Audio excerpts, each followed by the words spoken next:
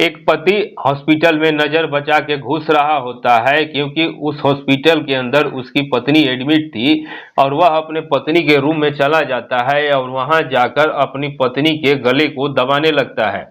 पत्नी कुछ बोल नहीं पाती है, हाथ पैर मारने लगती है, तो बाहर बैठे हुए वार्ड बॉय को कुछ संदेह होता है।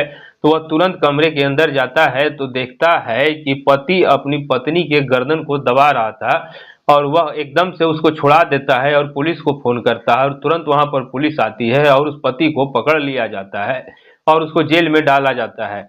दोस्तों, इस वीडियो का टाइटल है कि पत्नी के गुप्तांग में गुटखा थूक कर बेलन डालकर पति पत्नी के साथ बनाता था संबंध। दोस्तों, ऐसा पति, ऐसा दरिंदा पति, आज तक आपने ऐसे पति के बारे में नहीं सुना होगा। दरअसल एक कहावत है कि प्रकृति का काम तो लोगों का आपस में मिलाना है, रिश्तों की उम्र क्या होगी ये तो आपका व्यवहार तय करता है। तो चलिए देखते हैं क्या हुआ था यहाँ पर। दोस्तों, ये घटना उत्तर प्रदेश के महोबा जिले की है। उत्तर प्रदेश के महोबा जिले के अंदर एक आरती नाम की औरत है और जो आरती नाम की औरत है, लड़की है, उसके घर वाले उसकी शादी करवाते हैं 8 से 9-10 महीने पहले। उसके पति का नाम होता है कुंदन। वह शादी करके अपने पति के घर जाती है और सुकून के सांस लेती है और कुछ दिन तो उनका मामला सही चलते रहता है। लेकिन कुछ दिन के बाद दोस्तों, आरती को पता चलता है कि उसका पति कुंदन जो था वह शराब का आदी है। और ये बात जब उसको पता लगता है तो दोस्तों, आरती को बहुत बड़ा झटका लगता है और अपने माँ पिता से कहती है कि माँ बाबूजी, ये तो दिन रात शराब पीता है। लेकिन उसके माँ बाप कहते हैं कि बेटी, ये बात तो हमें पता नहीं थी, अब क्या किया जाए, अब तो तुम्हारी शादी हो चुकी है तो अब तो तुम्हें उसी के साथ रहना होगा। दुखी रहो या सुखी रहो, एक माँ बाप की अच्छी सीख थी। लेकिन कई बार ये अच्छी सीख को बहुत बड़ा नुकसान करवा देती है, जैसा कि इस घटना में होता है। अब कुंदन को उसकी पत्नी झेलती रहती है, उसे कुछ नहीं कहती है। अब कुछ दिन गुजरता है तो कुंदन अपनी पत्नी को शराब पीकर पीटने लगता है, मारने पीटने लगता है, मार पिटाई चालू हो जाती है। तो जो पत्नी आरती होती है वह उसके दुख को सहन कर रही होती है और उसका पति मारता है तो वह रो धोकर अपने घर में चुपचाप बैठी रहती है, लेकिन किसी से कुछ भी शिकायत नहीं करती है। अब जो उसका पति कुंदन होता है वह शराब पीकर घर पे आता है और अपनी पत्नी के साथ अप्राकृतिक संबंध बनाने लगता है। अब ये बात उसकी पत्नी आरती को बहुत बुरा लगती है, लेकिन अब वह किसी से कुछ नहीं कहती है क्योंकि उसको शर्म लगती थी कि अगर वह किसी से इन बातों को कहे तो कैसे कहे। तो वह इन बातों को भी सहन करते रहती है। अब इसी तरह से मामला चलता रहता है और अब तो उसके पति कुंदन का उसके प्रति व्यवहार और ही ज्यादा बुरा व्यवहार हो जाता है क्योंकि कुंदन को लग रहा था कि इसके साथ कुछ भी कर लो ये तो सहन करती ही जाती है। और कई परिस्थितियों में ऐसा होता है दोस्तों कि जब हम किसी के व्यवहार को सहन करते हैं या किसी किसी के दुख को सहन करते हैं, किसी को झेलते हैं, तो दूसरे इंसान को लगता है कि ये तो झेलता ही रहेगा, इस पर कुछ नहीं होगा। अब दोस्तों, इसी तरह से जो आरती थी वह अपने पति के सारे अत्याचारों को सहन कर रही थी। और अब एक दिन क्या होता है कि जो उसका पति होता है वह बाहर गया हुआ था और अपने यार दोस्तों के साथ मिलता है और वहां बैठ के महफिल जमती है, शराब पीता है। और शराब पीने के बाद वह कहता है कि अब मैं अपने घर जा रहा हूं, तो अपने पत्नी के पास घर आ जाता है और घर आकर देखता है कि उसकी पत्नी फोन पर किसी से बातें कर रही है। तो वह पूछता है कि कौन है, किससे बात कर रही हो।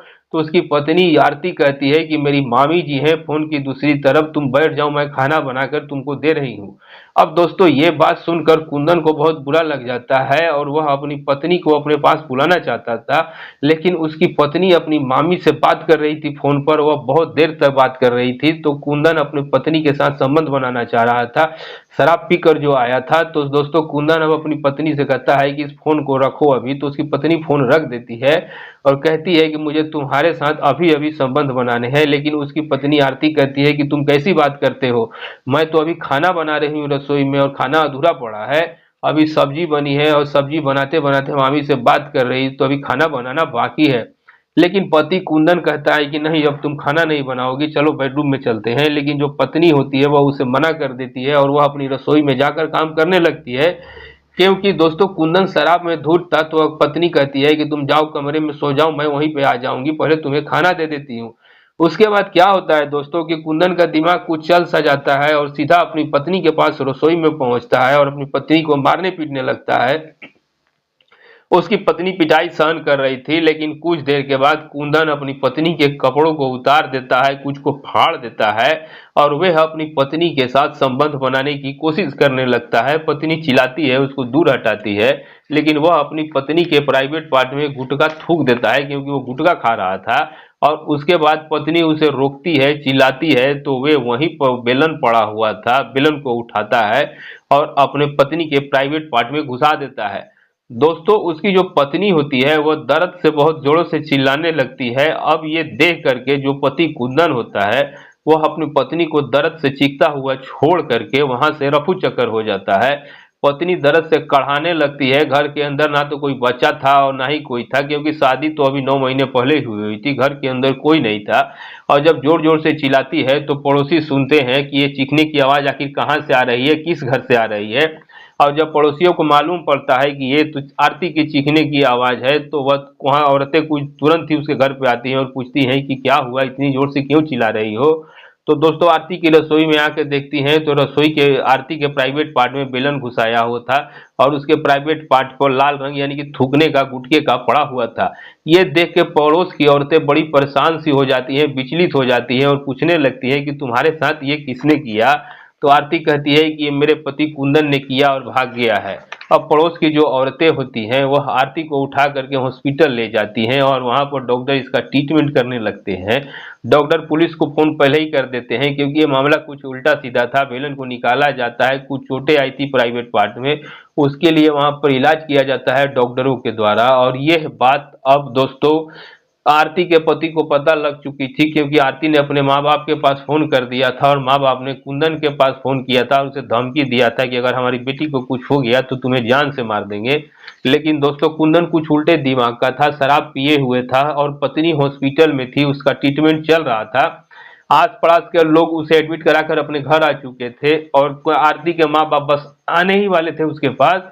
लेकिन उससे पहले जो उसका पति होता है कुंदन, वो चुपके से हॉस्पिटल में पहुंचता है और वहां जाकर अपनी पत्नी के कमरे में घुस जाता है और पत्नी से कहता है कि मेरे खिलाफ अगर पुलिस को तुमने कुछ बताया तो मैं जान से मार दूंगा। लेकिन पत्नी आरती कहती है कि अब मैं तुम्हारे साथ एक पल भी नहीं रह सकती, क्योंकि तुम्हारा जुल्म तो मेरे प्रति बढ़ता ही जा रहा है।